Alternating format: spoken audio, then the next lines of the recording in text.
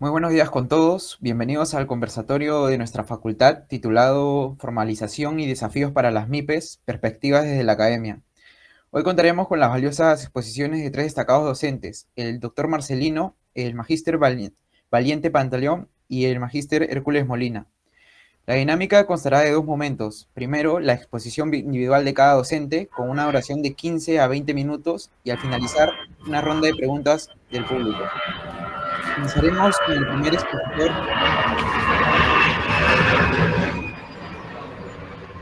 el doctor Marcelino, encargado del tema de características del emprendedor y la formalización de las pymes. Invitamos al doctor Marcelino a iniciar con su exposición. Buenos días con todos, estimados colegas, estudiantes y público en general. Voy a dar inicio a este conversatorio que está organizando nuestra facultad y agradezco por la invitación de poder participar en este evento. Bueno, vamos a ver lo que es el enfoque económico de las MIPES, específicamente qué es lo que nos atañe y qué es lo que nos preocupa y qué aportes tiene, digamos, las micro y pequeñas empresas en nuestro país. Para empezar, quisiera hacer una introducción referente a lo que en sí, qué son las MIPES, ¿no? Las micro y pequeñas empresas son empresas que prácticamente son las que constituyen casi el 90% de las empresas a nivel nacional. Vale decir que estas micro y pequeñas empresas aportan más que todo, no digamos será tanto en el PBI, sino más que todo es que son generadoras de empleo. ¿Y cómo nacen estas micro y pequeñas empresas? Justamente por una necesidad de que al no haber empleo de las grandes empresas, vale decir, a no haber inversiones que puedan generar empleo, cada podríamos decir, cada persona o cada grupo familiar genera su propia actividad, haciendo las pequeñas y microempresas. Y la característica de estas empresas es que son de carácter familiar, con una economía relativamente pequeña, se inician los negocios en todas las actividades, ¿no? Vamos a ver, tenemos aquí nosotros el tipo de actividades que desarrolla la empresa, pero todas estas actividades o micro y pequeñas empresas, ¿no? Nacen con una idea primero, ¿no? Por ejemplo, hacer actividades de compras y ventas, actividades que realizan procesos productivos como es la fabricación de objetos y también lo que es específicamente darle valor agregado en algunos casos, como por ejemplo, ¿no? Pequeños talleres de fabricación de calzados, vestimentas, etcétera, ¿no? Además de eso, al comercio, son actividades que realizan de carácter comercial, los intermediarios. Por ejemplo, tenemos las intermediaciones que se realicen pues a nivel nacional, más que todo, por ejemplo, con las bodegas, las empresas que son distribuidoras de productos ya elaborados. Por ejemplo, tenemos vamos a llamarlas así, las tiendas, las casas perdón, las empresas que venden vestimentas. Un ejemplo concreto de ello es que en Gamarra, por ejemplo, fabrican y venden, y estas prendas que se fabrican también se venden en provincia. Entonces, hay una fabricación y una actividad comercial con esos productos que se realizan a nivel nacional, ¿no? Entonces, la idea es meramente en que estas empresas tienen su origen en una necesidad para solucionar su problema de empleo. Entonces, vale decir en otras palabras que el emprendedor, el pequeño y microempresario, genera sus propios ingresos para subsistir y en algunos casos también empiezan a desarrollarse volviéndose pequeñas y medianas empresas. Y algunas incluso llegan a ser empresas que son transnacionales, ¿no? Por ejemplo, tenemos esta empresa de la Cola Real. Es una empresa que nació en Ayacucho, en una provincia. Después se traslada acá a Lima y luego sale a diferentes países del mundo. Es una de las empresas que ha salido a 19 países en el mundo, o sea, es la empresa más grande que podríamos decir así. Sin embargo, su valor agregado no es tan importante, pero sí ha salido a las fronteras del país, ¿no? Entonces, también hay pequeñas y microempresas que de una u otra forma sobreviven frente a la competencia que existen de las grandes empresas. Ahora, podríamos decirnos por qué sobreviven estas micro y pequeñas empresas habiendo la influencia del comercio internacional, ya que podríamos decir la competencia por precios, costos, cómo sobreviven. Entonces, hay estrategias como estas empresas se mantienen y saben quiénes son sus consumidores, vale decir, tienen un nicho de mercado, aparte de ello tienen ventajas impositivas o tributarias, las cuales les hace que sus costos relativamente son bajos, ¿no? Entonces, dentro de lo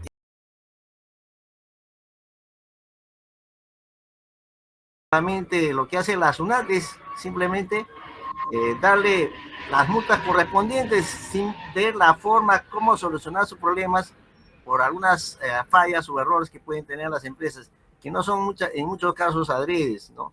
Entonces, ¿de qué se requiere que una empresa pueda desarrollar su actividad? Es simplemente que tiene que estar bien asesorada, ¿no? Entonces, ahí está el problema. En el aspecto tributario, yo considero que, por ejemplo, hay muchas empresas que son pequeñas que no buscan el servicio de un contador, de un abogado laboralista para que le solucione o lo asesore en sus actividades que corresponden, ¿no? Entonces, ahí es el problema. Y también hay trabas que se generan a nivel de la constitución de las empresas. Por ejemplo, ¿no? Aparte de tener las licencias, te piden las condiciones que es necesarias, pero son muy onerosas. Incluso para abrir una oficina de consultoría, ni siquiera es que se va a utilizar maquinaria, no se va a utilizar solamente una oficina donde se va a utilizar una computadora y un escritorio para que hagan la inspección de Indicope, hay que pagar una cuota de 600 soles, ¿no? Entonces, ya esos son costos relativamente que al inversionista también lo desanima, ¿no? Y si uno hace un trabajo un poco más grande, aparte de que uno paga todos los servicios, como aquí en el Perú hay mucha corrupción, te pide un soborno el quien te tiene que dar la buena pro o la buena fe de que estás cumpliendo, pero aparte viene lo que se llama la corrupción con el soborno. Eso es lamentablemente que se ve día tras día. ¿Por qué lo digo esto? Porque yo tengo un pequeño taller que me dedico al servicio de metal mecánica. Hago trabajos de metal mecánica. Les voy a comentar muy resumidamente. Hice una estructura del techado y la construcción de puestos de un mercado. Todo estaba bien. ¿Por qué? Porque lo había hecho con los ingenieros, tanto en lo que es estructuras, en lo que es la electrificación, todo. Sin embargo, revisan la parte técnica, estaba ok, todo, no hubo ninguna objeción, pero para que salga inmediatamente decía, no, tiene que darme 2.000 soles, si no, no sale. Entonces, son cosas que se dan día tras día con la corrupción. No había ninguna objeción para que no se le dé, digamos, la licencia de funcionamiento, pero sin embargo, hay esos problemas que prácticamente da mucho que pensar, ¿no? Entonces, son situaciones que se dan, ¿no? Entonces, aquí tenemos las autorizaciones, comprobantes de pago, autorizaciones de planilla, licencia municipal y otras obligaciones, ¿no? Entonces, Por otro lado, hay problemas de carácter, vamos a decir así, la, las dificultades que puede tener el empresario es el caso de que, por ejemplo, todos los trabajadores tienen que estar en planilla si no hay una multa. Cuando viene la supervisión de SUNAFIL, tienen problemas de carácter de no una buena gestión en la parte de lo que es laboral. Los derechos que corresponde al trabajador, ¿no? La micro y la pequeña empresa tienen diferencias en cuanto a pago por los, vamos a decir así, que corresponde a los trabajadores, sus derechos laborales correspondientes. Entonces, por ejemplo, una microempresa a sus trabajadores solamente le da unas vacaciones de 15 días, no es como las empresas de régimen general, ¿no? Todas esas situaciones tiene que conocer el micro y pequeño empresario. Dentro de lo que es la personalidad jurídica de las empresas, ¿no? Tenemos aquí la sociedad responsabilidad limitada, la sociedad anónima cerrada con mínimo de 2 socios, las empresas individuales de responsabilidad limitada, ¿no? Tiene que tener un nombre específico la empresa, ¿no? El capital. Y otra cosa muy importante es que tienen que tener los registros que corresponden para su contabilidad, ¿no? Todo eso tiene que estar determinado de acuerdo al régimen de cada empresa, ¿no?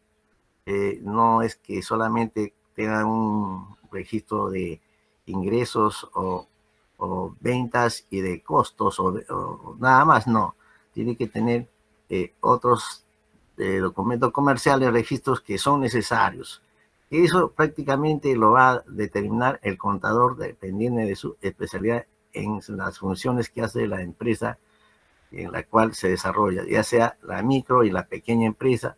Entonces tiene que tener en orden los registros contables, ¿no? Aquí tenemos nosotros dentro de lo que son las personas jurídicas, ¿no? La minuta de constitución, o sea, un testimonio, ¿no? Se tiene que iniciarse con su, vamos a decir así, como persona jurídica, ¿no? Cuando se constituye una empresa, tiene que tener su constitución, ¿no? Tiene que asignarle el RUC necesariamente. Entonces, tiene que tener todos los requisitos necesarios, ¿no? Acá tenemos el régimen especial de registro de renta. Tiene que tener la parte de lo que corresponde cuando son empresas ya que están en el régimen general, ¿no? Cada uno tiene sus pagos que tiene que aportar de acuerdo al volumen de ventas. Generalmente se clasifica la micro y pequeña empresa teniendo en cuenta el volumen de ventas. Me refiero cuánto es por año, ¿no? De acuerdo al volumen de ventas. Cada uno está en escalas que se pueden que están determinadas por volumen de ventas, ¿no? Ahora vamos a ver lo que es el análisis de lo que corresponde la pequeña y microempresa, las oportunidades, la oferta financiera, el desarrollo tecnológico, apertura de mercados, alianzas estratégicas. Dentro de lo que son las oportunidades, muchas veces hay facilidades para poder constituir la empresa de acuerdo a una oferta financiera. Me refiero a la capitalización de la empresa. Vale decir cómo está constituido su patrimonio, ¿no? Muchas veces se inicia con el ahorro de las familias, más un financiamiento que puede estar determinado por un sistema de, vamos a decir, de financiamiento, ¿no? Existen empresas que financian relativamente con un costo de capital bajo, vale decir, las tasas de interés bajo. Por ejemplo, tenemos COFIDE, ¿no? COFIDE, por ejemplo, otorga créditos que no pasan más del 12, 15%, 16% al año, mientras que el sistema bancario, ¿no? pasa pues de 20%. El promedio a nivel nacional, la tasa de interés activa está entre los que cobran bajas y altas, está 19%, la tasa de interés anual, ¿no? Pero ese es entre los que cobran bajos y altos. Pero generalmente los bancos cobran más de 20%, ¿no? La tasa activa me refiero, ¿no? Entonces, hay que conocer, por ejemplo, qué instituciones prestan. Por ejemplo, las cajas rurales, tenemos las cajas municipales, tenemos las ONGs, COFIDE, etcétera, ¿no? Entonces hay que conocer ese mundo de lo que es las finanzas y la posibilidad de generarse de recursos. Tenemos en cuanto al desarrollo tecnológico. Cuando hablamos de desarrollo tecnológico, estas micro y pequeñas empresas tienen un desarrollo tecnológico de tipo artesanal o con tecnología intermedia. No utilizan la tecnología de punta. ¿Por qué? Porque son costosos y además de ello, su mercado no es tan grande para producir cantidades voluminosas. Entonces utilizan, por ejemplo, una tecnología de tipo artesanal, ¿no? Y ahí voy también, podría yo participar en un conversatorio sobre el reinfo que están hablando, la minería, ¿no? Muchos confunden la minería artesanal, ¿no? Y con otra minería, eso también, por eso que el que no conoce,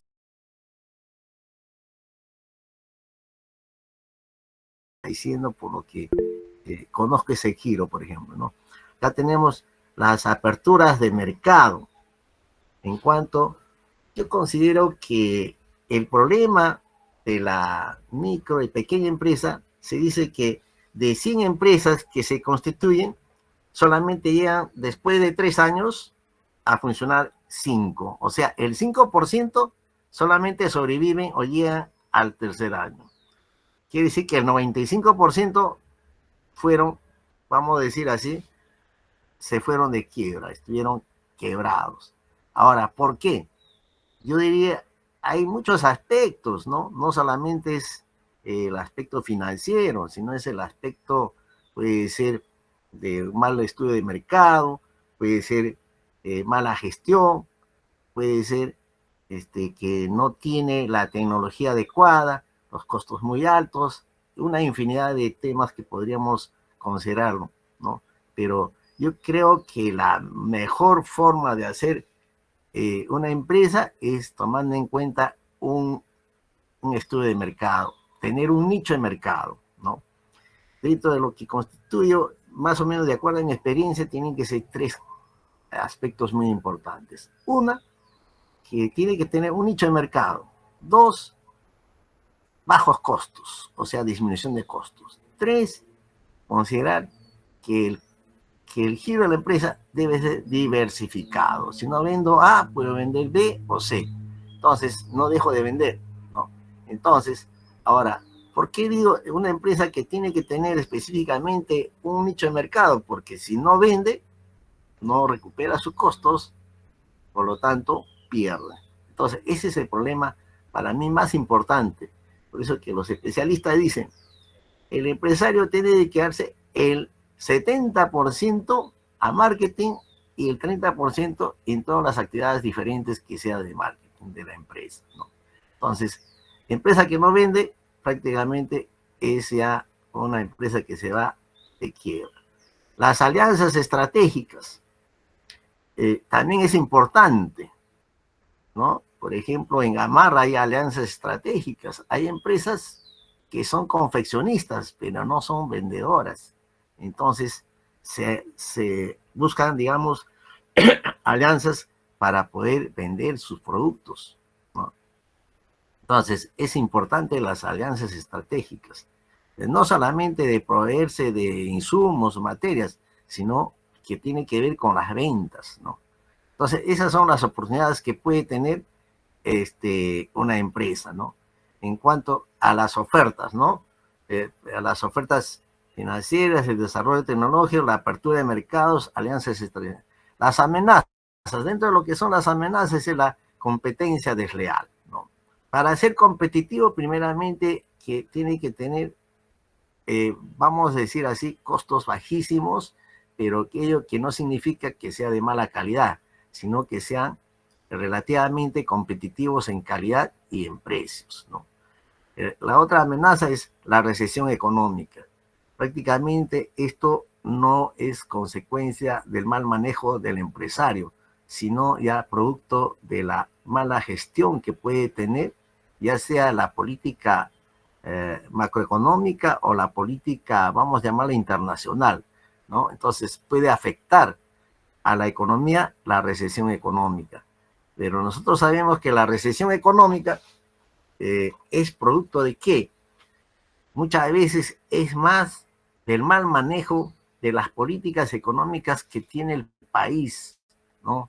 Que hace una política equivocada, o también puede influir la recesión económica internacional, mundial, ¿no? Que puede afectar también al empresario, ¿no? Y también los fenómenos naturales que pueden afectar. Esas son las amenazas. Los fenómenos naturales, como decíamos, que la naturaleza puede afectar, por ejemplo, al agricultor, al productor que hace valor agregado de los productos naturales, puede afectar, ¿no? Como es el caso en este año, así el problema de los mangos, por ejemplo, ¿no? Entonces, ha habido una sobreproducción y ha tenido que bajar el precio de los mangos, ¿no?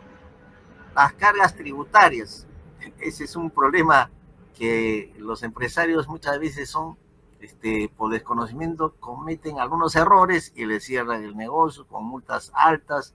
Eso es lo que pasa con las cargas tributarias. Las carteras pesadas es otro problema. Aunque el pequeño y microempresario, si nosotros vemos estadísticamente en la banca, son los que menos son los que tienen, vamos a decir, morosidad, ¿no? Más bien los morosos son la mediana y la gran empresa. Estadísticamente se ha visto que no pasa del 6% a nivel nacional las carteras pesadas, ¿no? Por parte de las pequeñas y microempresas. Teniendo en cuenta las fortalezas, ¿no?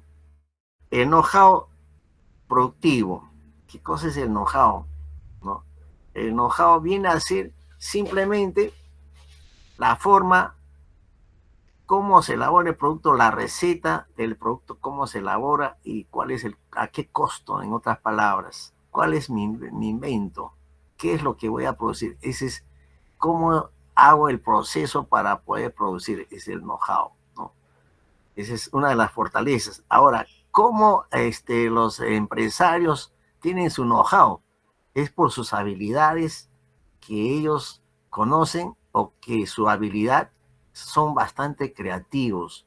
Entonces, generalmente el micro y pequeño empresario que hace actividades de valor agregado tiene un know-how que es muy diferente que un intermediario que es el comerciante. El comerciante compra y vende, pero sin embargo también tiene su know-how, ¿no? Todos tienen su forma de trabajar y de hacer que sus costos sean bajos y su capacidad de llegar al consumidor llegan de alguna manera, vamos a decir, muy competitivo. Ese es el know-how, ¿no? Después tenemos adaptación y creación de de su propio negocio, ¿no? Cómo se adaptan y su creación propia, ¿no? Justamente ahí veo la habilidad de que esa persona, ese empresario, cómo genera un valor agregado, cómo crea esa producción, ¿no? Muchas veces decimos nosotros, no, cualquiera es empresario, cualquiera puede emprender un negocio. Yo creo que no es así. El empresario es un líder, es aquel que hace donde otros no hacen, es aquel que escucha de lo que otros no escuchan, es aquel que realiza una labor, una actividad donde otros no lo hacen. Entonces, ese es el empresario. ¿Por qué? Porque es creativo, ¿no? Y eso hay pocas personas que hacen esas cosas. Entonces, pero sí, con el conocimiento y la práctica se puede ser creativo, ¿no? Eso no quiere decir que no podemos hacer, pero sí con esa capacidad de conocimiento puede uno crear muchas actividades, ¿no? Pues tenemos la tecnología. En cuanto a la tecnología, va a depender del grado de inversión que tiene el empresario, ¿no? Vale decir de su presupuesto, ¿no? Y del costo del capital que va a invertir. Por eso decimos nosotros, si el costo de capital, vale decir, costo de la maquinaria, equipos, es relativamente bajo, voy a comprar más y voy a tener una empresa que puede producir más. Pero si mi costo de capital, que en este caso, que yo considero que la tecnología es parte de lo que es el capital, entonces si es muy alto me voy a abstener de tener esa posibilidad de tener esa tecnología. Entonces voy a adaptarme a una situación que corresponde de acuerdo a mi capacidad de inversión, que puede ser una tecnología artesanal, intermedia o de punta. Entonces, eso va a depender de su capacidad de inversión, vale decir, de su presupuesto y de los costos de los factores productivos, ¿no? En este caso de la tecnología. Integración de la mano de obra familiar. Generalmente, todas las micro y pequeñas empresas son empresas familiares. Y eso es importante, ¿no? Entonces, vamos a ver. Sí, aló, sí. Ya. Ya.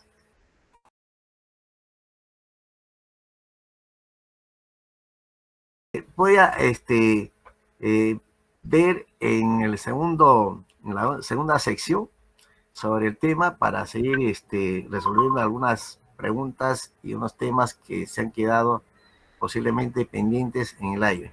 Entonces, dejo y voy a dejar pasar al siguiente expositor. Muchas gracias por el momento.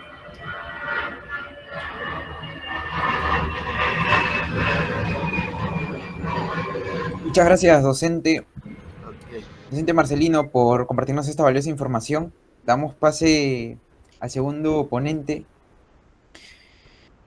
el magíster Valiente Pantaleón, con el tema Enfoque legal institucional de la formalización empresarial.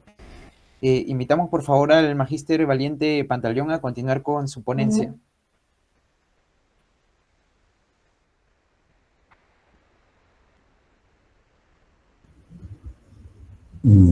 Gracias. Buenos días a todos los que nos acompañan en la reunión de hoy día. Voy a pasar a compartir el material preparado para esta fecha.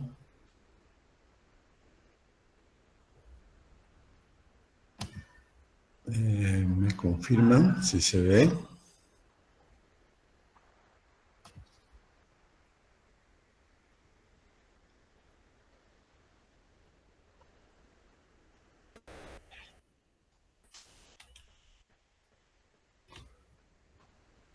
Bien, sí se ve la diapositiva, ¿cierto?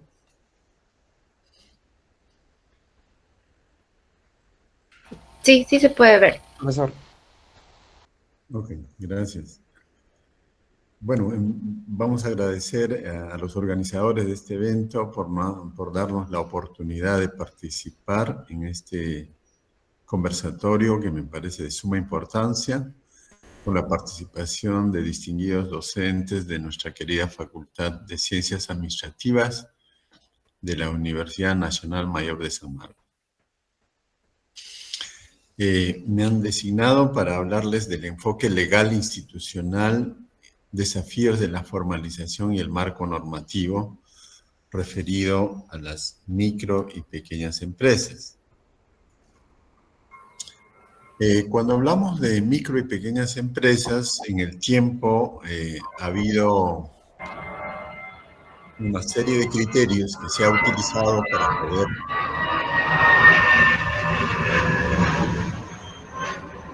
para poder clasificarlas. ¿no? En algún momento se utilizaba el número de trabajadores, también se utilizaba el nivel de inversión y además el nivel de ventas. Pero en la actualidad, al menos en nuestro país, se ha utilizado o solo se utiliza el nivel de ventas anuales para poder clasificar por tamaño a las empresas. Así, una microempresa es aquella que puede vender durante un año hasta 150 UITs.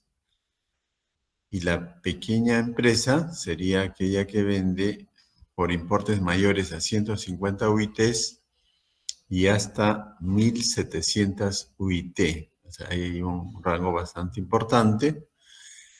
Y mientras que las medianas comprenden ventas anuales mayores a 1.700 y hasta un máximo de 2.300 UIT al año. Y finalmente, las grandes empresas serán todas aquellas cuyas ventas anuales superan de 2.300 UIT al año. En esta charla nos estamos refiriendo a las dos primeras, que son microempresas y pequeñas empresas. Las microempresas, reitero, hasta 150 UIT y las pequeñas hasta mayor a 150 UIT y hasta 1.700 UIT. En este grupo, mi tarea es identificar las principales barreras que enfrentan estas micro y pequeñas empresas para formalizarse y cómo las políticas públicas, es decir, lo que el Estado puede hacer, podría facilitarlas.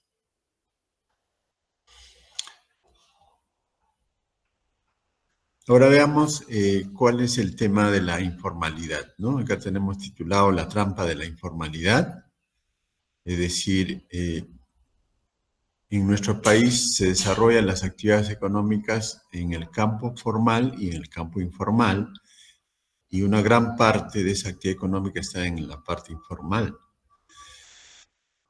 Entonces, ¿cuál es el problema de formalizarse? Formalizarse un negocio debería ser un paso hacia el crecimiento, es decir, que la empresa pueda incrementar sus ventas principalmente. Sin embargo, para muchas micro y pequeñas empresas representa un laberinto de trámites, pagos y normativas que resultan abrumadores para la persona que inicia un emprendimiento, sobre todo.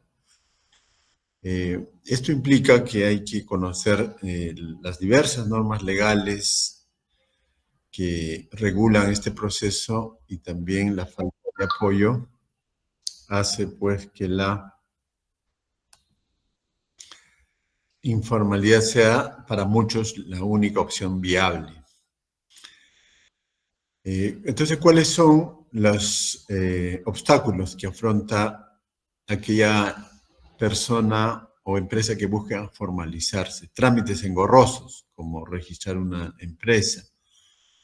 Claro, en términos generales podemos decir que hay dos maneras desde la personería para crear una empresa, ¿no? Tenemos un negocio como persona natural, en la que es mucho más sencillo, y la otra es realizarlo como persona jurídica. Como persona jurídica también tenemos dos opciones: hacerlo de manera individual o hacerlo de manera societaria. Cuando hablamos de persona jurídica, ya hablamos de un sujeto diferente al propietario o a los propietarios, y como tal requiere cumplir ciertas formalidades legales. Por ejemplo, hay que constituirlo a través de una minuta, y esto se eleva a escritura pública en un notario público, y finalmente tiene que ir a registros públicos. Ya, ese camino tiene sus complejidades y tiene sus costos. Entonces, para digamos, una microempresa, lo recomendable sería que empiece como persona natural. Sin embargo, como persona natural afronta una serie de limitaciones, como por ejemplo que el financiamiento es escaso, ¿no? Y también diríamos que afrontar solo la gestión de la empresa. Ahora, si va por la parte jurídica y si lo hace individualmente o lo hace societariamente, va a implicar que, por ejemplo, ¿no? Si aumenta un capital, necesita escritura pública. Si reduce capital, necesita escritura pública. Si nombra un gerente, tiene que hacerlo por vía escritura pública. Entonces, todo esto ya complica el funcionamiento porque uno, esos trámites tienen un costo y dependiendo del lugar, ¿no? Por ejemplo, la tarifa del notario, pues, varía de acuerdo al lugar donde esté ubicado la notaría. Bueno, entonces ahí tenemos el tema del registro, las licencias. La licencia de funcionamiento generalmente lo da el municipio, que es aplicable ya sea persona natural o jurídica, independientemente del tamaño de la empresa, pues hay que obtener la licencia por cada establecimiento que se tiene. La inscripción al registro único contribuyente en la SUNAT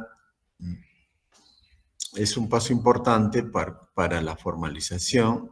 Esto sí es gratuito y uno puede acudir a cualquier dependencia de la SUNAT.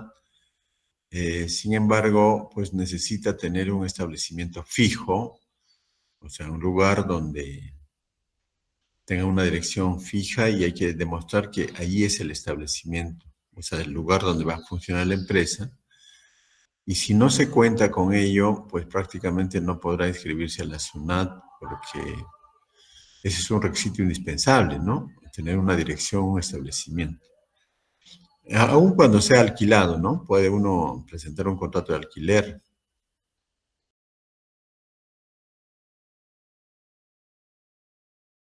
Es mucho más fácil, ¿no? Ahora, todo este proceso requiere tiempo, implica costo y también requiere ciertos conocimientos, ¿no? Por ejemplo, cuando uno va a inscribirse al registro único contribuyente le van a preguntar en qué régimen tributario se va a acoger. Y hay 4 regímenes tributarios, pues, ¿no? Tenemos el nuevo RUS, que es básicamente para personas naturales. El régimen especial del impuesto a la renta, RER, es tanto para persona natural como jurídica. Y también tenemos el régimen MIPE tributario y el régimen general. Una micro y pequeña empresa puede acogerse a cualquiera de estos 4 regímenes, ¿no? En algún caso hay algunas restricciones, por ejemplo, dependiendo de la actividad económica que va a desarrollar.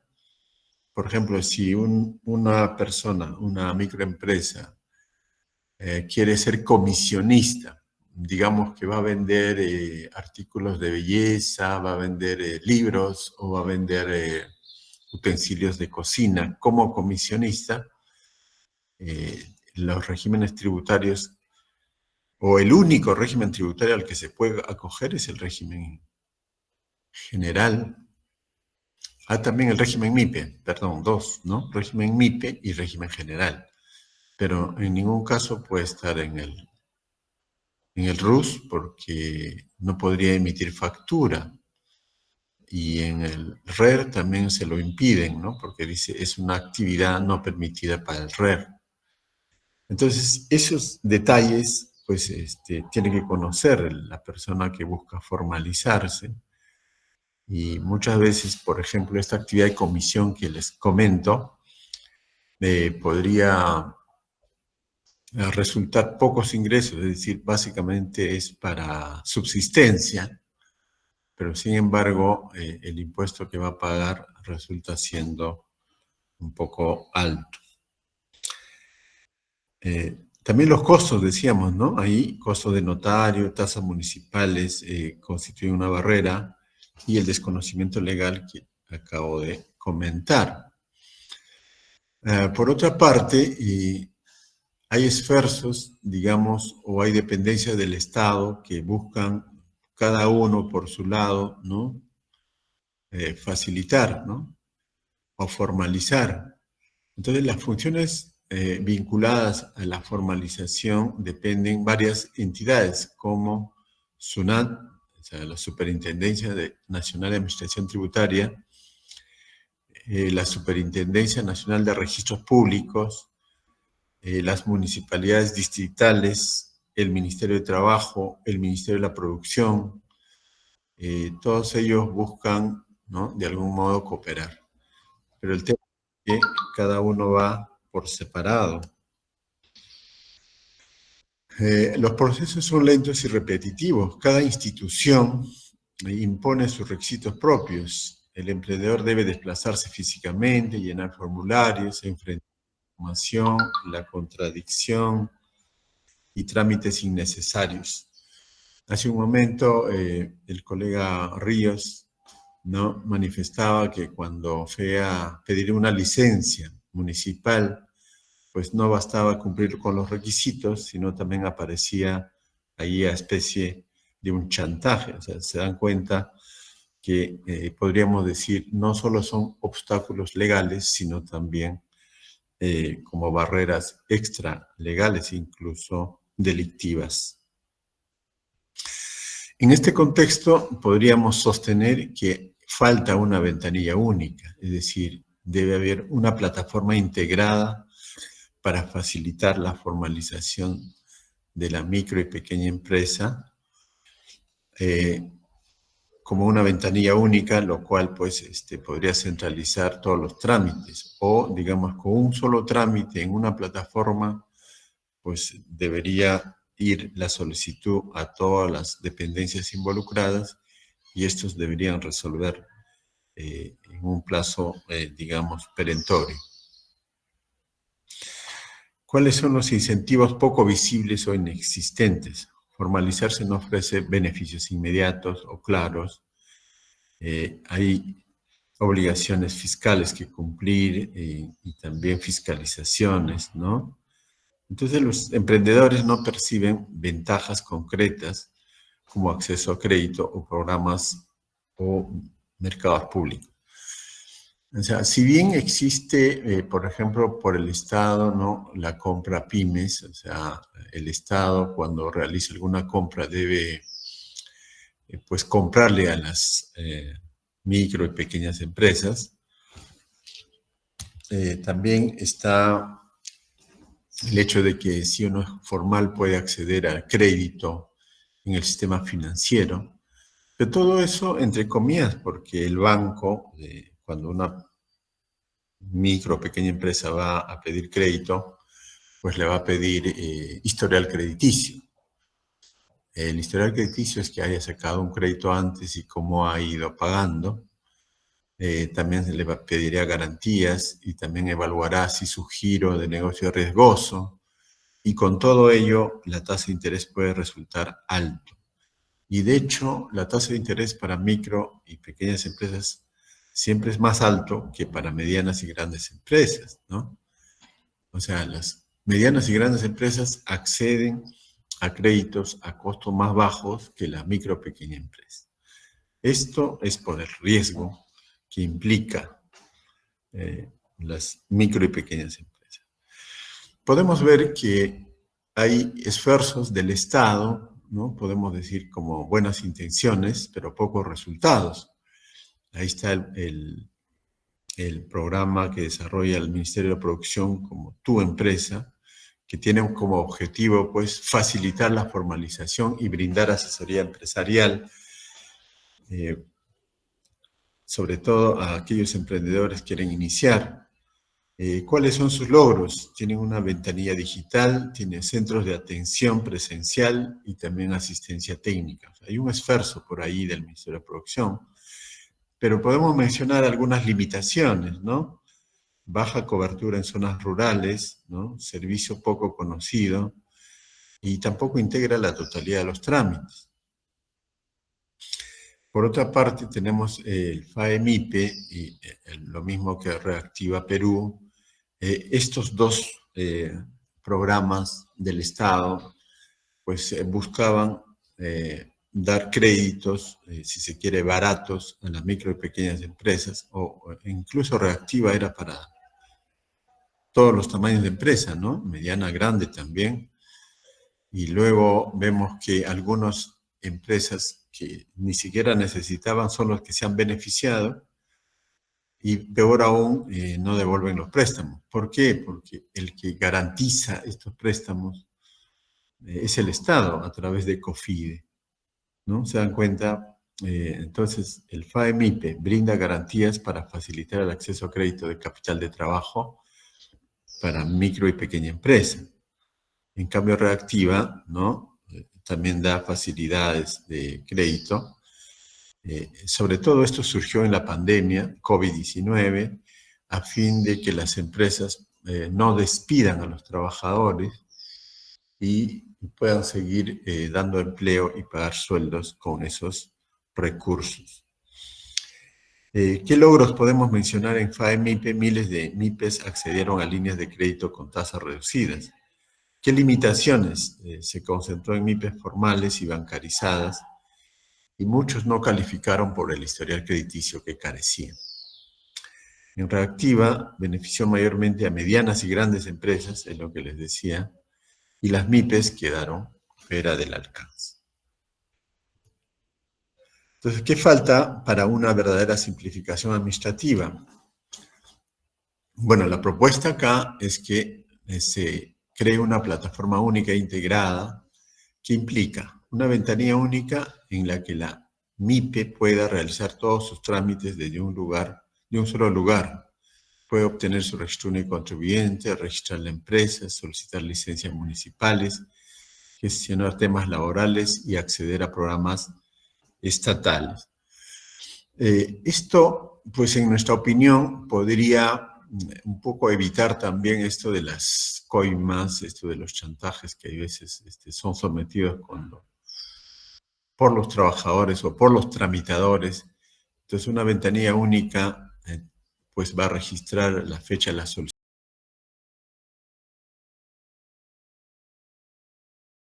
que se adjuntan y también quedará en evidencia, como es en línea, ¿no? Las atenciones que ha recibido, el tiempo que se ha demorado, las observaciones que hubo.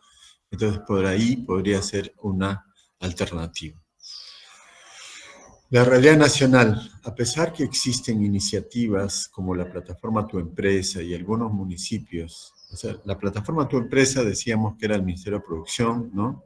Pero también algunos municipios han digitalizado ciertos trámites.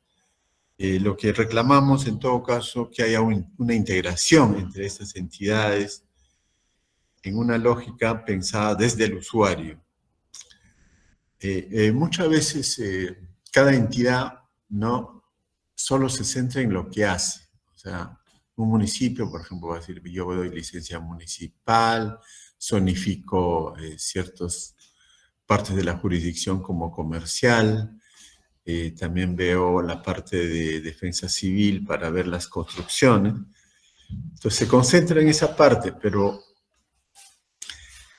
la micro y pequeña empresa, pues, requiere para formalizarse a varias entidades, ¿no? Como ya decíamos, la SUNAT, los registros públicos, incluso dependiendo del giro de negocio, tiene que pedir algunos permisos como registro sanitario, seguramente, en el sector salud, también tiene que ver con gastos de notariado. Entonces, si bien la notaría es un servicio privado, pues seguramente podría integrarse a través de convenios en esta plataforma, ¿no? Aquellas que quieran participar, obviamente, ¿no? ¿Qué se propone? Crear una plataforma centralizada que integre el RUC, licencias y todos los registros que se requieren. Bueno, ahora la pregunta sería, ¿quién debería diseñar esta plataforma? ¿No? Quizá el Ministerio de Producción, por la función que tiene, podría encabezar. Incentivos automáticos, ¿qué implica? O sea, esta plataforma implicaría ofrecer beneficios concretos e inmediatos al momento de formalizarse como acceso a línea de crédito, compras públicas, capacitaciones, reducciones temporales de impuestos. Claro, esto seguramente es un poco ambicioso, ¿no? O sea, decíamos, ¿no? Apenas me formalizo y ya quiero un préstamo. Claro, los bancos piden historial crediticio. Ahora, para que esto suceda, entonces el Estado, a través de COFIDE, tendría que, ¿no?, garantizar o dar un apoyo como el FAE-MIPE o el Reactiva, que ya no sea coyuntural por el COVID, sino algo más permanente, pero seguramente con ciertas también condiciones, porque tampoco es, digamos, garantizar algo que a veces no cumplen las empresas, ¿no? O sea, un programa que busca facilitar créditos a bajos costos si es que el prestamista, perdón, si es que el prestatario no cumple, no va a funcionar. Pero creo que es una cifra alentadora lo que mencionó el colega Ríos cuando dijo la morosidad mayor no está en la micro pequeña empresa, sino más bien en las medianas y grandes empresas. Eso nos indicaría que los micro y pequeños empresarios son mejores pagadores que los otros, ¿no? Bueno, ahora la realidad nacional, ya decíamos, es que hay pocas iniciativas, esto ya hemos dicho.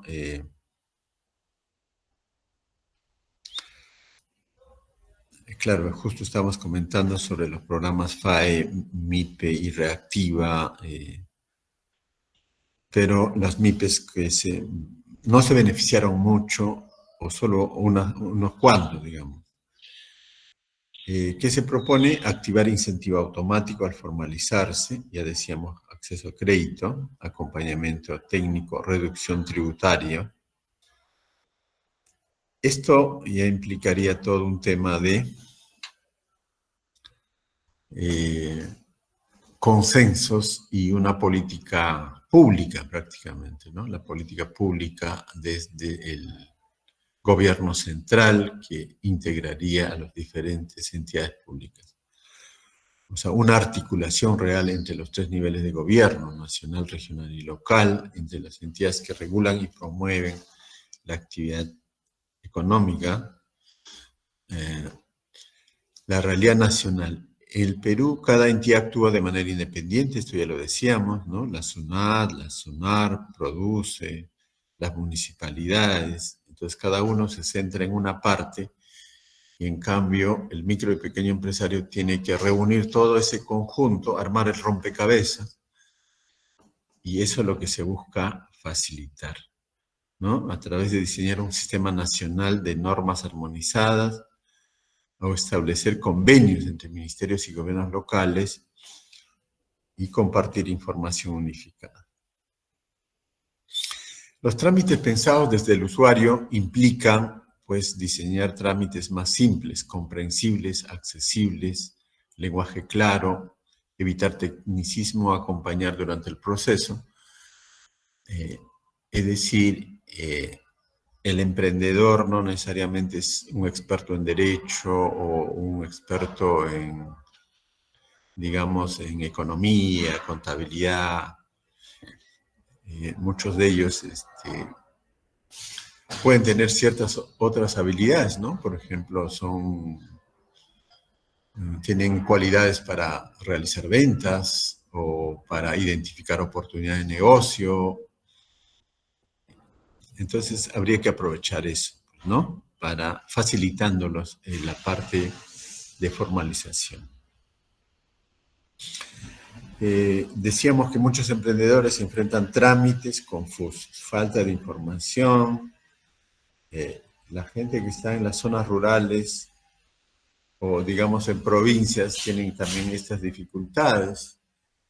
El gran problema de nuestro país es la centralización, ¿no? Lima, la capital, cada vez más tiene más habitantes, todo el mundo ha migrado y hay ciertas zonas, por ejemplo, entiendo que mujeres que son profesores universitarios, perdón, profesores de educación básica, comentan que en ciertas zonas rurales, por ejemplo, ya no hay alumnos, ¿no?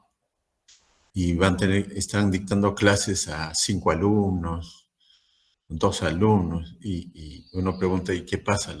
¿Qué pasa con la población? Me dice, la población rural está migrando a las ciudades, ¿no? En busca de empleo, en busca de crecimiento. Entonces, ese tema, por ejemplo, no se ve, ¿no? O sea, todo va a la centralización. Entonces vamos a quedar como que ciertas zonas del país, como ocurre en Europa, ¿no? Entiendo, por ejemplo, en España decían que hay ciertas partes de España está poblado, los que están en grandes ciudades, y hay ciertas partes en las que no hay habitantes, ¿no? O hay muy pocos habitantes. Y eso quizá también se repita por acá. Ahora, ¿qué se propone? Formularios y portales con diseño centrado en el usuario, asistencia técnica continua y gratuita, capacitación antes y acompañamiento después de formalizar. Bueno, esto podríamos decir de este tema a fin de no cansarlos también. Nos habían fijado 20 minutos, espero no haberme pasado. Muchas gracias por la oportunidad.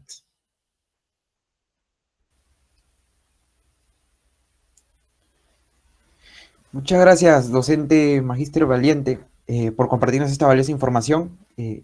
Daremos pase al tercer ponente, Magíster Hércules Molina,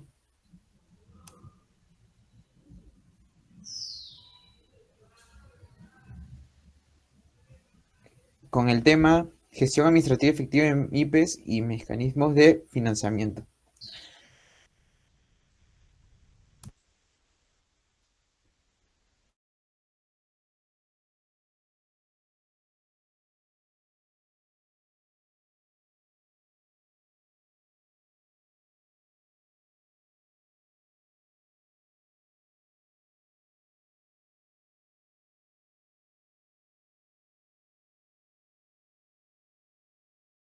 Ahora sí.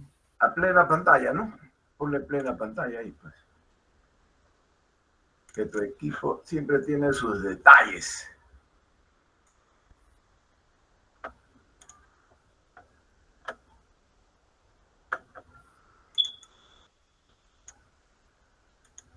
¿Listo? ¿Listo? Por favor. Sí, profesor, antes que empiece la exposición, sí. Pasaremos con el siguiente moderador, número 2, que es la señorita María Torres, que nos ayudará continuando con la ponencia del día de hoy. Haremos un breve pase de oración para continuar con la última exposición del magíster Hércules Molina. Ya, entonces que ella primero exponga. Muy buenas tardes con todos. En este momento vamos a darle pase al profesor Eugenio Molina, quien nos va a hablar acerca del enfoque económico-social de las MIPES. Adelante, profesor. Ya, gracias. Ya estamos compartiendo, Joaquín, ¿verdad? Sí, profesor. Ya, bien, esto es más o menos lo que se ha hecho un boceto del contenido, el rol de las MIPES, ¿no? Que tiene un correlato muy íntimo, como se ha enfatizado, con los niveles de la generación de empleo, crecimiento económico y desarrollo económico y social, ¿no? Porque siempre se deja esto, por eso esta palabra es guión siempre social, ¿no? Porque si no nos quedamos en el economicismo. Y también a la vez cuál es el correlato de esto con los denominados clústeres, ¿no? Empresariales de producción, comercio en el Perú, ¿no? Entonces, también se ha puesto pues se ha boceteado esto del trabajo formal e informal en el Perú, que hoy por hoy, como sabemos todos, está íntimamente también relacionado a un tema crítico, que es la violencia y la extorsión organizada, ¿no? Y finalmente trataremos de presentar algunos tips de Yunus, ¿no? Mohamed Yunus y la empresa social como una herramienta clave para poder erradicar la pobreza, ¿no? Que es crítico, así como lo es en muchos otros países, como en este caso en la India. Este premio Nobel, ¿no? Muhammad Yunus ha hecho una gran contribución. Entonces, uno de los retos, en todo caso, para nuestra casa de estudios sería poner como inventarios temáticos, hacer el benchmarking de lo que se hizo en Bangladesh, en la India, con este enfoque de Muhammad Yunus y su famoso Banco de los Pobres. En última instancia, generar empleo, ¿no? Conlleva eso, ¿no? A reducir la pobreza, eliminar primero, claro, está la pobreza extrema, y finalmente trataremos, así nos alcance un poquito el tiempo, otras innovaciones, que creo que ya las voy a mencionar nomás, ¿no? Del e-commerce, los bionegocios, las empresas enfocadas a estos, la famosa propuesta de la gestión económica azul, celeste, empresas de dos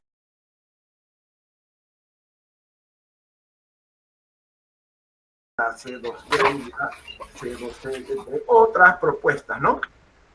Entonces, esto parece que ya lo han abordado en la parte de las MIPES, ¿no? Ya reiteramos que son claves, pues, para las inversiones. La piedra angular son las inversiones. Todas esas pequeñas inversiones, ¿no? La sumatoria de esas pequeñas inversiones es que hacen posible, pues, impulsar el empleo, por ende el crecimiento, la capacidad de generar ingresos, y que tiene también como correlato la otra cara de la medalla, que son los gastos, ¿no?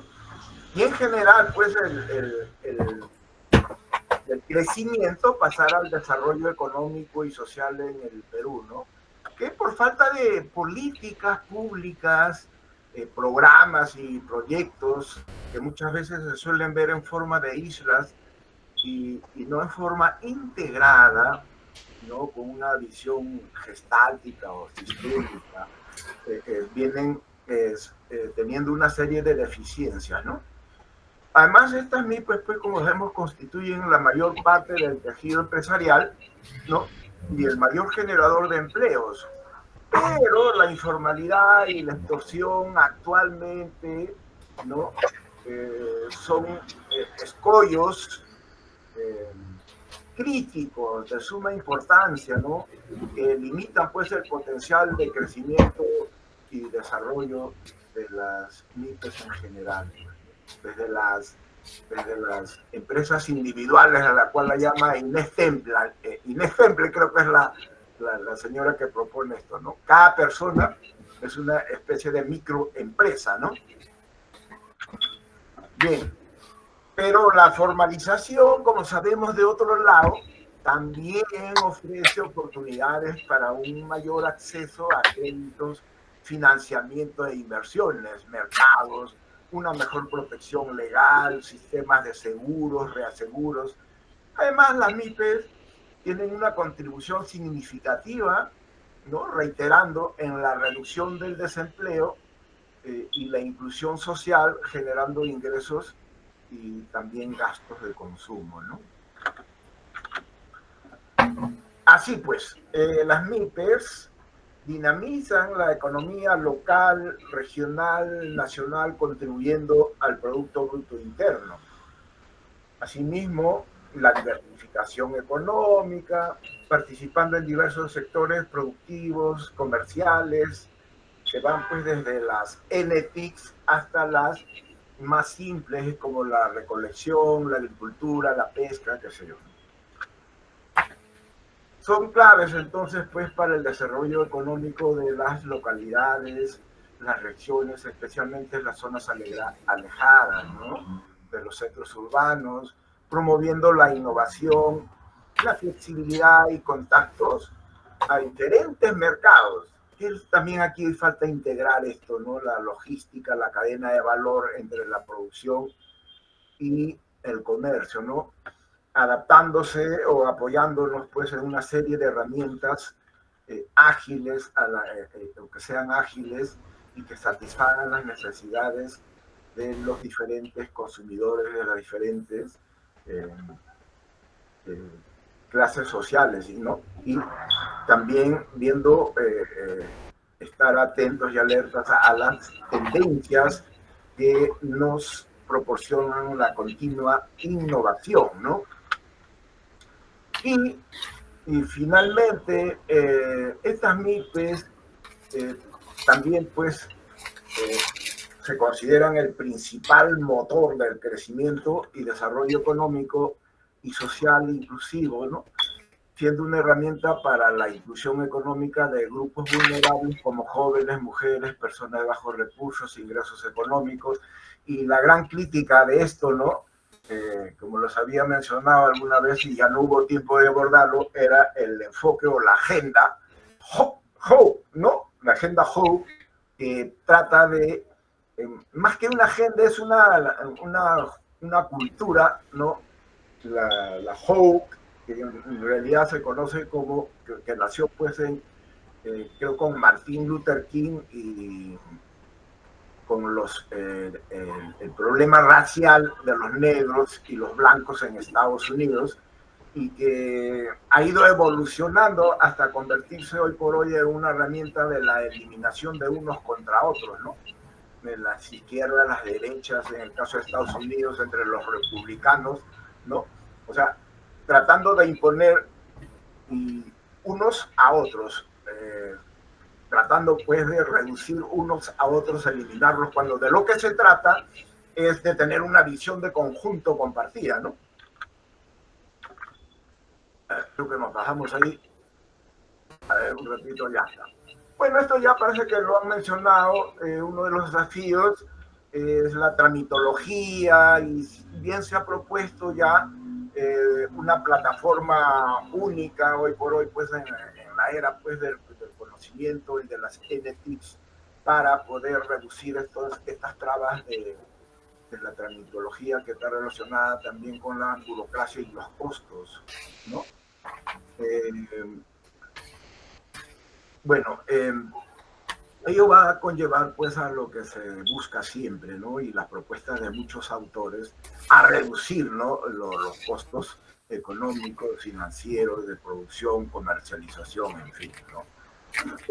Podemos mencionar como ejemplo el caso de los clústeres de MIPES de producción, comercio del sector urbano, comercialización de productos, transporte urbano, seguridad, en fin, ¿no? Una serie de servicios que pueden ser hoy por hoy en forma física o online, ¿no? Hay muchos, por ejemplo, yo les había ya mencionado, muchos de sus compañeros que trabajan o trabajaban en forma online. Como yo he perdido contacto con ellos, y bueno, claro, porque ya se han ido a trabajar a esos países donde trabajaba desde el Perú en forma online, ¿no?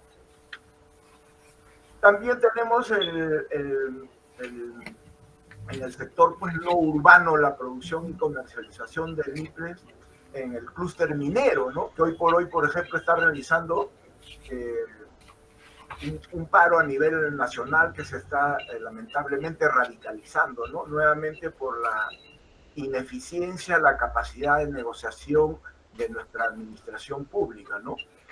También tenemos el clúster pesquero, agrícola, el agroindustrial, el transporte, en fin, una serie de clústeres, el turismo interno, externo, el gastronómico, servicios financieros, comercio electrónico, en fin.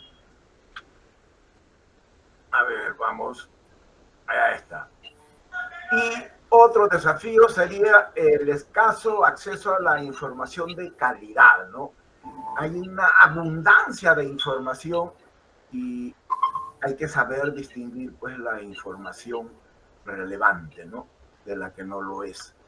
Asimismo, otro desafío es el desconocimiento de los beneficios, que ya también se ha mencionado bastante, la resistencia a la formalización también, pero eso obedece a un tema también de políticas públicas, ¿no? Hay que educar siempre a los emprendedores. La gran mayoría de ellos, no lo han mencionado también, no tienen la formación que quisiéramos, ¿no? Entonces, una política para las asesorías, el conocimiento, para que ese conocimiento, aunado a la experiencia, vayan fortaleciendo esos clústeres de emprendedurismo en el Perú, ¿no? Y reducir esos niveles de falta de créditos o de confianzas en las organizaciones, en las instituciones, en fin, ¿no? También tenemos que enfatizar pues el tema de lo que genera la competencia desleal para las empresas formalizadas, ¿no? Que cumplen sus obligaciones fiscales y laborales, ¿no? La normalización de la violencia, que hoy por hoy ya sabemos que está en el ojo de la tormenta, y otro tema de la incapacidad, ¿no?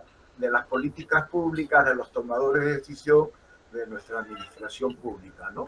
Que más está preocupada ya parece ahorita en los temas de las elecciones que empiezan el año electoral, que es próximo a los próximos días, ¿no? La extorsión, la impunidad vienen poniendo en jaque a las MIPES, ¿no?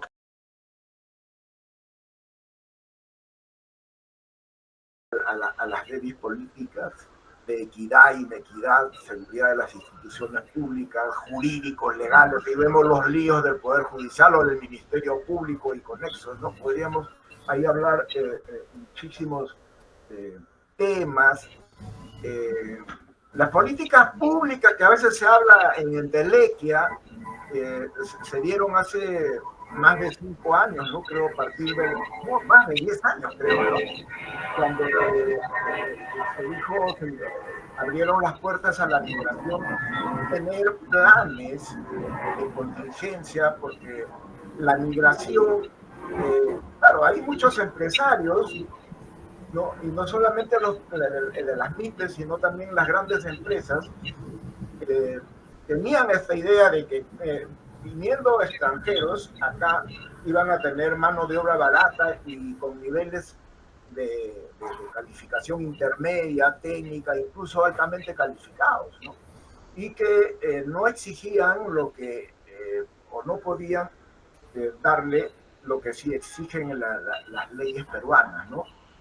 Eso no fue pues tan fácil, ¿no? Hoy por hoy, como ya lo han dicho algunos políticos, ¿no?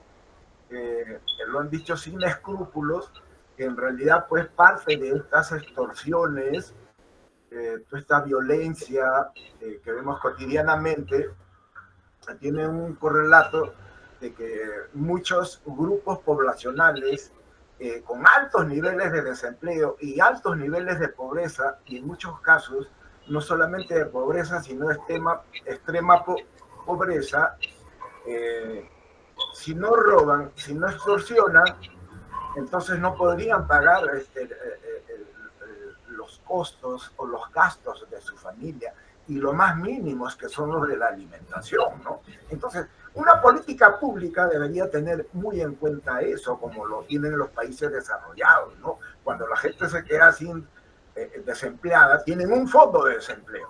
Aquí la falta de imaginación, por eso muchos dicen que la imaginación es más importante que el conocimiento, ¿no? Se cumple en nuestro caso. Bien, asimismo, de otro lado, también tenemos, pues, felizmente las oportunidades, ¿no? En la formalización que nos pueden traer muchos beneficios, ¿no? Posibilita, pues, acceder a nuevos mercados con una adecuada política, integrar las cadenas de valor productiva, de consumos, de importación, exportación, ¿no? O sea, en el ámbito nacional, regional, o sea, desde local, regional, nacional e internacional, ¿no? Que exigen el cumplimiento. Hay que ir incorporando esto, ¿no? La formalización posibilita, pues, mercados, pero que exigen el cumplimiento de ciertos requisitos, índices que son claves, como la calidad, ¿no? Y eso también se refleja en los índices de competencia, en los índices de desarrollo humano. Y lo otro, otra oportunidad importante es mejorar la administración, ¿no? La organización, la administración, del emprendedurismo de los pequeños, medianos, los micronegocios, que son importantes hoy por hoy, con el apoyo de las tecnologías que coadyuvan, ya sea online o físicamente todavía en algunos casos, ¿no? Mejor acceso a la inversión, al financiamiento, el tema de los impuestos, que son claves para el crecimiento y desarrollo empresarial, pues, del país, que tanto clamor tiene, ¿no? La formalización también permite, pues, acceso, ¿no?, a una serie de instrumentos financieros con mejores condiciones, ¿no? Eso es importante, ¿no? Porque unos empresarios pagan una tasa de interés de 3-4% y otros empresarios pagan 10 veces más una tasa de interés. Entonces, esa es una ventaja de reducir los costos de los créditos, los préstamos, basándonos en una serie de instrumentos financieros con mejores condiciones, lo cual pues facilita la inversión y el crecimiento y desarrollo social, ¿no? De otro lado, la mayor seguridad y protección legal. Por eso también podríamos anotar que proporciona una mayor protección legal a la empresa estas oportunidades de la formalización, reduciendo una serie de riesgos que tienen relación con los legales, laborales, los contratos, ¿no? Los contratos que son claves. Muchas veces no hablamos ya de los contratos, pero claro, hace falta incluso hacer reajustes al contrato social, ¿no? Se ha cambiado casi el 50% de la constitución del país, pero no se ha querido tocar ni con un ápice, ¿no? En la parte del capítulo económico. ¿Por qué? Porque es muy asimétrico, ¿no? Muchas veces el resultado de lo que tenemos hoy por hoy es por eso, porque lo avala la ley de leyes, que es la constitución política del país, ¿no? Bien, y entre otras cosas, no sé si no me fijé la hora, Joaquín, me indicas cuánto tiempo me queda, por favor. Profesor, vamos a continuar 5 minutos más. Ok, gracias. Bien, entonces, entre otras cosas, pues, en definitiva, la formalización de las MIPES genera un proceso clave para impulsar el crecimiento y el desarrollo económico y social del Perú a la luz de los objetivos y metas del denominado, pues, desarrollo sostenible, ¿sí?, del gobierno mundial, de la ONU, también le llaman, ¿no? Que para recordarlo, se los he puesto ahí en sus anexos, ¿ya? Bien,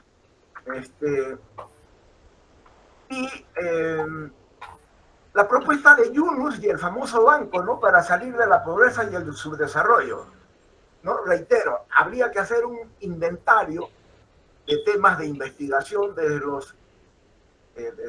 el pregrado hasta el posgrado para hacer benchmarking, pues, ¿no? No solamente tenemos la propuesta de Yunus, que es un premio Nobel importantísimo, por eso hoy por hoy la India le está pisando los talones a la China, ¿no?, para salir de una vez por todas del subdesarrollo.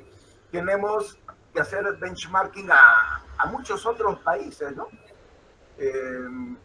No sé, pues a Portugal, a Grecia, a los países nórdicos, en fin, ¿no? Los países como Corea, llamados los países del sureste asiático, en fin, ¿no? Y para poder conocer mejor de esta empresa social como herramienta para erradicar la pobreza en el mundo, ¿no? Previamente, para erradicar la pobreza no es sino a través de generar empleo, ¿no? Y la piedra angular siempre es la inversión. Por eso la importancia de las pymes, porque en su sumatoria hacen una gran inversión, ¿no? Y dentro de ese modelo de mercado, ¿no?, respetar, pues, la dignidad humana, que hoy por hoy se ha invisibilizado por parte de mucha administración pública, porque de lo que se trata es de eliminarnos unos contra otros por esta cultura o agenda woke, ¿no? Por eso hemos puesto aquí la sigla de la creación del valor compartido es clave, ¿no?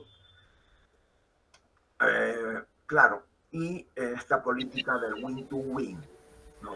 Y no esa teoría de juegos de suma cero, sino de cooperación, ¿no? Para que todos sean win-to-win, todos puedan participar de los beneficios. Bien, entonces estos emprendedores sociales, es importante que retomemos un estudio de benchmarking y tomar pues muchos modelos, entre ellos, ¿no? De creación de valor compartido que venimos mencionando, que implica también la responsabilidad social y medioambiental, ¿no? Ahí tenemos algunos anexos, ¿no? De más o menos de la participación y número de empresas, que parece que ya los han mencionado los otros expositores, ¿no? Miren esos porcentajes de la microempresa, ¿no? Y sin embargo no hay una política ad hoc, ¿no? Más decidida. Ya mencionaron ahí, ¿no? De cada 10 ya sabemos cuántas empresas sobreviven. Peor hoy por hoy con este entorno crítico, ¿no? Que si hacemos un PC.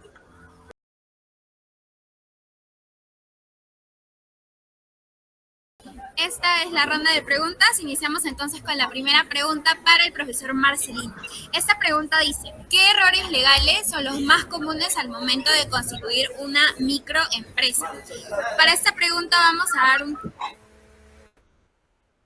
tiempo de 3 minutos. Empezando ahora. Profesor Marcelino, puede iniciar. Ok, gracias por la pregunta. Continuando con el tema de la micro y pequeña empresa. ¿Qué errores legales son las más comunes al momento de constituir? Yo considero de que los errores los ha generado el Estado, como decía el profesor Valiente, que debe haber una ventanilla, ¿no? Única, porque a veces se superponen determinadas reglas para unos y para otros, ¿no? Aunque de alguna manera ya se está formalizándose, pero se dice estadísticamente que, por ejemplo, en otros países, la formalización de una empresa es solamente una semana. Aquí dura 2 o 3 meses y hasta más a veces, porque hay problemas. Yo diría de que los errores lo constituye el emprendedor, el empresario, porque a veces no conoce la parte legal, ¿no? Desde lo que es la constitución de la empresa, e incluso a veces los mismos profesionales que no tienen experiencia también se equivocan. Por decir un caso, ¿no? Yo constituyo mi constitución notarialmente, lo registro en registros públicos, esa es la partida de la iniciación de la empresa, ¿no? Y el RUC. Pero no se le ha incluido por decir quién es el gerente o el gerente qué actividades tiene que hacer. Y no se le puso que tenía que cobrar cheques. Entonces, hay errores de que muchos profesionales no conocen los detalles al tiempo de constituir. Entonces tiene que el empresario asesorarse bien, conocer bien la parte legal que corresponde en la formalización, la parte tributaria, la parte de lo que es el manejo de planillas y obligaciones que tiene con sus trabajadores. Entonces, creo que tiene que imbuirse algo, pero asesorarse por especialistas, porque uno no puede hacer todo, pues. El empresario es vamos a decir, es el director de la orquesta, pero no conoce todo. Vale decir, por ejemplo, yo soy economista, no sé de leyes, a grandes rasgos conozco, pero no los detalles, ¿no? Entonces, el administrador creo que es el más indicado, porque conoce de leyes, conoce de administración, conoce economía, contabilidad, etcétera. Pero a veces hay falencias, entonces yo creo que el error mínimo para constituir tiene que ser una persona que se asesore con profesionales del tema. Eso sería, digamos, una solución, ¿no? En la parte de la constitución de la empresa. No sé si hay una repregunta en todo caso. Muchísimas gracias por su respuesta, profesor Marcelino. Vamos a continuar con otro ponente y luego seguimos así con la ronda de preguntas. ¿sí? Para esta segunda pregunta vamos a invitar al profesor Valiente y la pregunta es, ¿qué medidas concretas debería tomar el Estado para reducir la informalidad de las MIPYMES?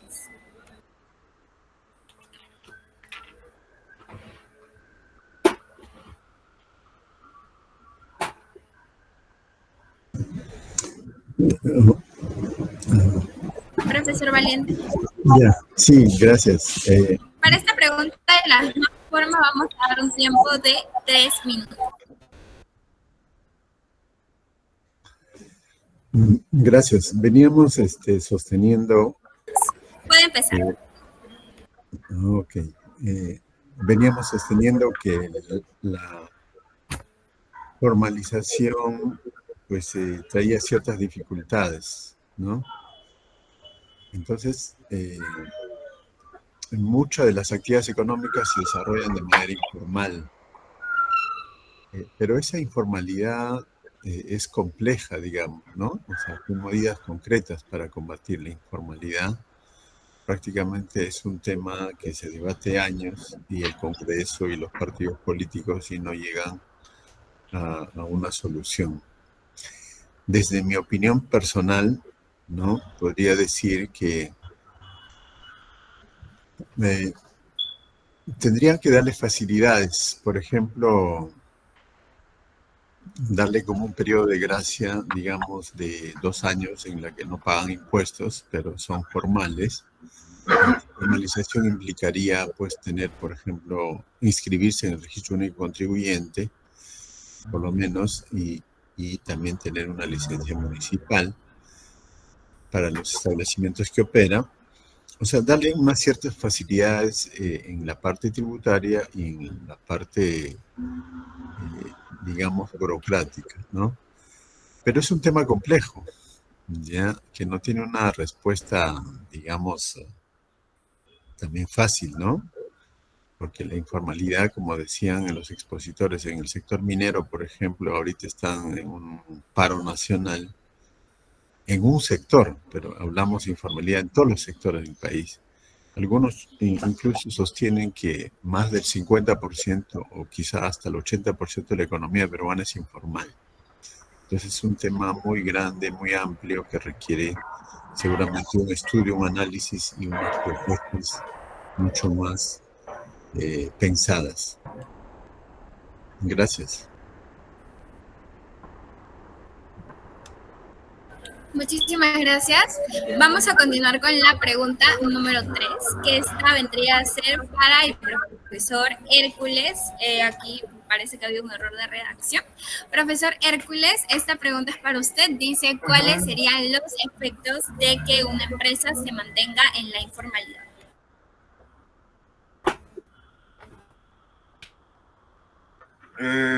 Bueno, vamos a enfatizar nuevamente, ¿no? Políticas públicas más ágiles, ¿no? Que apoyen, orienten con información debida y cumplidamente, ¿no? Información técnica, información de operacionalización para linkarlos a los clústeres de las cadenas de valor, de producción, comercialización, tal como se viene haciendo ya en algunos sectores de La Libertad o de Piura o de Ica, ¿no? Pero eso también hay que hacerlo en otras regiones y sobre todo en la región de la sierra y de la selva, ¿no? Que se intentó hacer hace algunos lustros.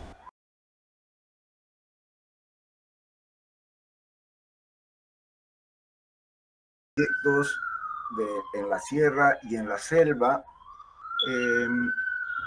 y metas, ¿no? Políticas con metas, en todo caso, lo que es lo que el benchmarking que se propone, el benchmarking, qué es lo que hacen o qué es lo que han hecho los coreanos para salir de la pobreza, ¿no?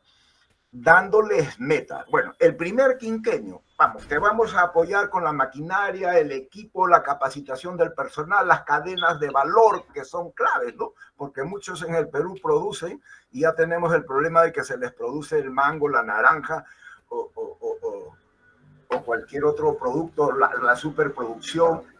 La organización, nuevamente, la administración tiene que jugar un rol clave, ¿no? Desde la planificación y hasta las monitorías permanentes de innovación para los pequeños y medianos empresarios, ¿no? Esas metas que pueden ser a 3 años, por ejemplo, un crédito blando, como ya lo han propuesto, con tasas de interés bajas, accesibles, y no porque es un desconocido se le va a hacer pagar pues unas tasas que son draconianas, que no, en realidad por eso viene también la informalidad, pues, ¿no? Los famosos préstamos gota a gota, que son parte de este crimen organizado y extorsión que ya se ha mencionado, porque están siendo y continúan siendo invisibilizados. Solamente cuentan los que tienen un patrimonio que es visible, que los respalda, que tienen todo en orden. Y no hay que olvidar también el otro punto.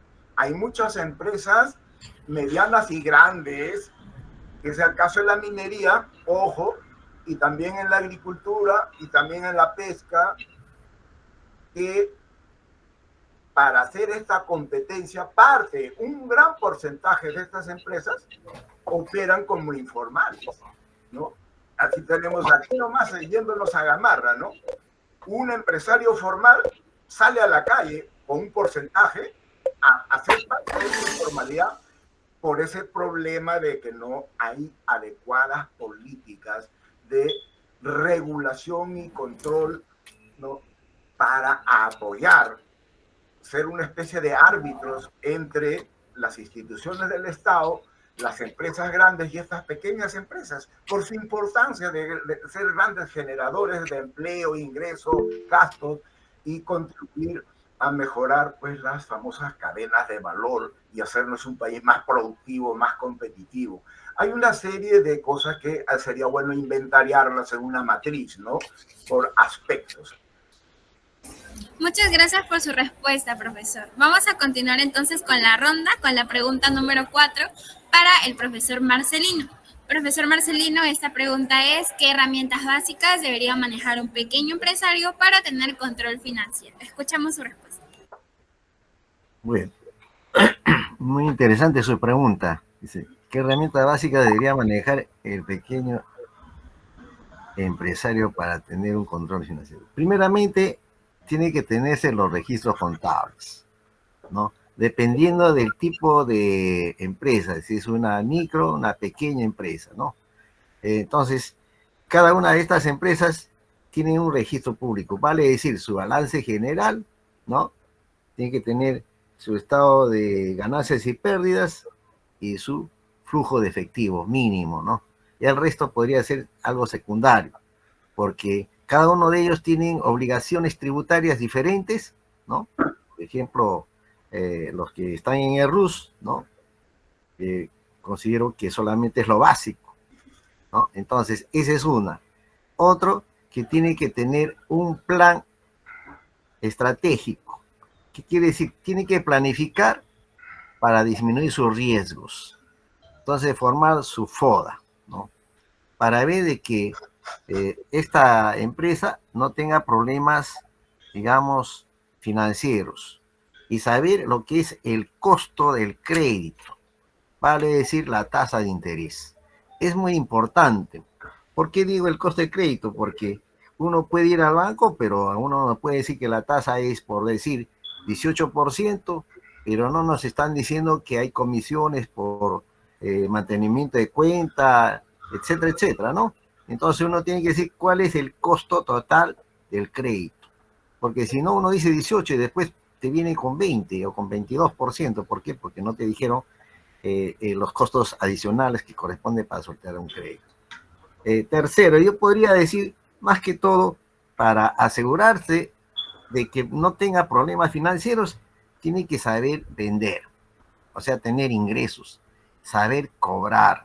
Entonces, si es que esta empresa sabe vender y sabe cobrar, no va a tener problemas de liquidez, ¿no? Al margen de ello, vamos a suponer que quiere crecer. Muy bien, entonces puede solicitar un crédito, pero de acuerdo a sus posibilidades. Para eso están los ratios, ¿no? Vamos a decir, de cobranzas, ratios de pagos que tiene que hacer y cumplir con sus obligaciones y no tener así problemas de carácter financiero, ¿no? Y además de eso, no irse, digamos, a cualquier forma, o sea, no irse a cualquier institución para solicitar un crédito.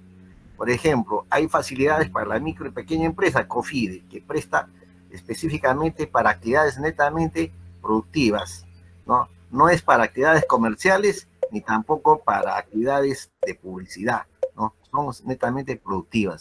Entonces, y hay otras ONGs que también prestan dinero, ¿no? Entonces, eso tiene que ver con la liquidez o el flujo de ingresos y egresos que tiene la empresa, ¿no? Entonces, endeudarse es fácil, pero cumplir con sus obligaciones hay que pensarlo 2 veces, como dicen. Entonces, planificar bien para que los riesgos sean menores. Si no hay una planificación, entonces no va a resultar esto adecuadamente para la empresa. Y para cualquier, no solamente para la empresa, yo diría hasta para personas como persona cualquiera, ¿no? Uno tiene que gastar hasta donde tiene posibilidades de tener ingresos. No es cuestión de prestarse por prestarse, ¿no? Entonces, eso es lo que se llama un ser sujeto de crédito. Un sujeto de crédito, ¿qué significa? Cumplir con sus obligaciones, tanto de devolver el interés más el capital. Es más, aquel que tiene una experiencia sobre lo que ya es el endeudamiento, el crédito, entonces va a tener acceso a más instituciones financieras. ¿Por qué? Porque ya saben cuál es su, vamos a decir así, su responsabilidad y cómo lo ha realizado. Si no, las puertas se le cierran, ¿no? Eso sería desde un punto de vista sobre lo que es el manejo específicamente para un mejor control financiero. Muchas gracias. Muchas gracias, profesor Marcelino, por su respuesta. Vamos a continuar la ronda ahora con el profesor Valiente. La pregunta número 5. ¿Cuándo una amenaza del entorno debe llevar a modificar el modelo de negocio? Profesor Valiente, lo escuchamos.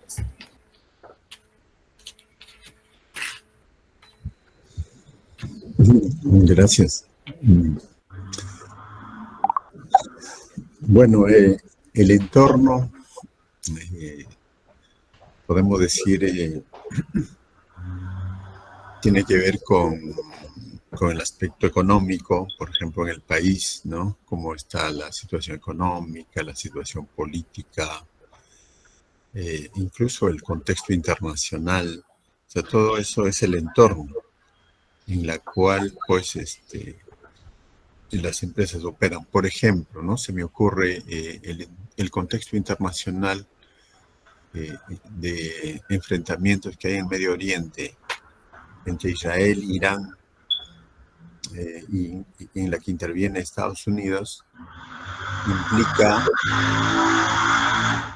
implica que afecta el abastecimiento del petróleo en el mundo, ¿no? Esto podría significar que el precio del petróleo aumente, y si ese precio aumenta, también afecta a todos los países, incluido el Perú, porque nosotros como Perú no somos autónomos en cuanto a producción de petróleo, por ejemplo. Entonces, esto podría afectar a los negocios. Entonces, ¿qué teníamos que hacer? Claro, si el entorno se ve, digamos, en el largo plazo sombrío, pues habríamos que cambiar de negocio, ¿no? Pero si es coyuntural, probablemente podamos superarlo y mantenernos.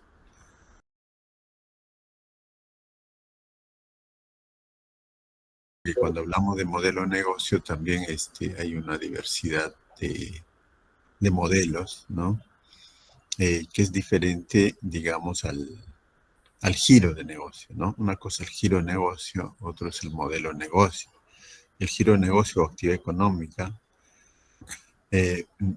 por ejemplo, yo diría, en el contexto actual, muchos de los emprendedores están utilizando las redes sociales para ofrecer su producto y también están los monederos virtuales que se utilizan para la cobranza. Eso, por ejemplo, es un modelo de negocio, ¿no? Que funciona bastante bien desde mi perspectiva por los casos que he podido ver. Entonces también ese contexto del avance tecnológico, podría decir yo, hace que el modelo de negocio se modifique. Y justo ayer conversaba con un emprendedor y él me decía, ahora lo importante son la publicidad por redes sociales o las ventas, y la actividad anteriormente en una tienda como que ha quedado como complementario. Gracias. Muchísimas gracias por su respuesta, profesor Valiente, bastante acertada. Vamos a continuar ahora con nuestra última pregunta. Esta es para el profesor Hércules y dice, ¿qué necesita un pequeño emprendedor rural para crecer y mantenerse formal? De la misma forma, 3 minutos, profesor, lo escuchamos. Ok, gracias. 12 y 10, ¿no? Ya. Lo primero que necesita es capacitación, ¿no? Capacitación técnica de cómo va a producir mejor, cómo va a hacer para gestionar, administrar mejor sus costos, qué tipos de, o en función en este caso, de las tecnologías que vaya a utilizar, ¿no? En nuestro país vemos que funcionan muy bien la reversibilidad tecnológica, ¿no? Sobre todo en la pequeña agricultura, porque si vamos a ver la gran agricultura, donde son miles o cientos de hectáreas, es diferente a los pequeños microempresarios de la agricultura, que normalmente pues tienen entre, no sé, 5 o 10 fanegadas, pero es lo que manejan, ¿no? Mientras los otros manejan 100 veces más eso, y en algunos casos hasta 1000 veces, ¿no? Entonces, por eso es bueno tener una configuración de cuántas empresas grandes habría por clúster o por sectores, ¿no? Y entonces, para que también hagamos un benchmarking en esa famosa trilogía de empresa, Estado y universidad, ¿no? Las famosas IES o instituciones de educación superior, para reforzar esta asesoría técnica.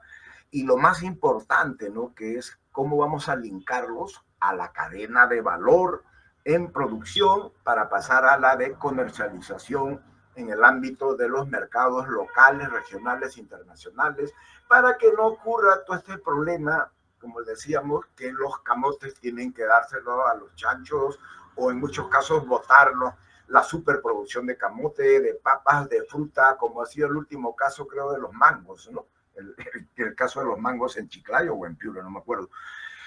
Y eso obedece nuevamente a una gran labor de la administración en la asesoría, desde la planificación, organización y la monitoría y el seguimiento permanente para empleando esas famosas bases, esas bases tecnológicas para lo que se llama inteligencia, hoy por hoy le llaman así, inteligencia comercial, ¿no? Aunada a la inteligencia para producir mejor, comercializar mejor. Todos ganamos, el famoso win-to-win, darles créditos blandos con metas. Los primeros 5 años vas a pagar más que la tercera parte de impuestos, o no la vas a pagar.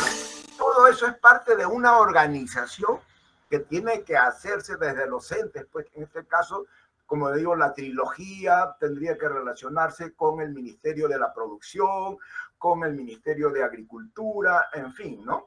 Dependiendo en qué clúster nos vamos a ubicar, para que así fortalezcamos, ¿no?, esa cadena de valor en la pequeña agricultura, en este caso en las pymes agrícolas, que tienen que después relacionarse también con las agroindustriales y la de comercialización. Son claves entonces la parte tecnológica, técnicas, la parte de los créditos, las finanzas, que no haya, o sea, debe haber un fondo. Yo les hablé alguna vez del FONAFE. ¿Por qué no se crea un fondo para la pequeña y mediana empresa, las pymes en general, ¿no? Para que con ese fondo se les dé un crédito fideicomisado? Existen herramientas financieras múltiples. El fideicomiso, la securitización, son una de ellas, ¿no? El famoso fideicomiso, para que no estén pagando, pues, un crédito astronómico, ¿no? Que en primer lugar desincentiva la inversión y la productividad y la competitividad, que son claves, ¿no? Miremos nuevamente, hagamos una matriz de benchmarking que han hecho otros países. Ya no hemos mencionado, por ejemplo, el turismo, ¿no? Pues se discute mucho. ¿Somos un país agrícola o somos un país minero, o somos un país pesquero o somos un país turístico? En realidad somos una potencia en todo eso. Y hay que hacer un inventario de investigaciones. Gracias. Wow, de verdad, muchísimas gracias, profesor. Muchísimas gracias a nuestros tres ponentes por poder acompañarnos el día de hoy. La verdad es que creemos firmemente que ha sido una charla muy productiva. Los tres nos han compartido de sus experiencias, de sus aprendizajes y sin duda alguna hemos podido aprender algo diferente el día de hoy. Agradecerles también a todos los asistentes por haberse conectado a esta charla y los invitamos también a poder llenar la encuesta de satisfacción que se encuentra en el chat del Meet. Eso ha sido todo con nosotros. Hasta una próxima oportunidad. Muchísimas gracias. Gracias. Bye, bye. Gracias también por su capacidad de organizar. Interesante, ¿ok? Muchas gracias. Hasta una próxima oportunidad. Buenas tardes con todos. Muchísimas gracias, docentes. Muchísimas gracias, compañeros. Ahora sí damos por finalizada esta ponencia. Okay. Ya nos vemos.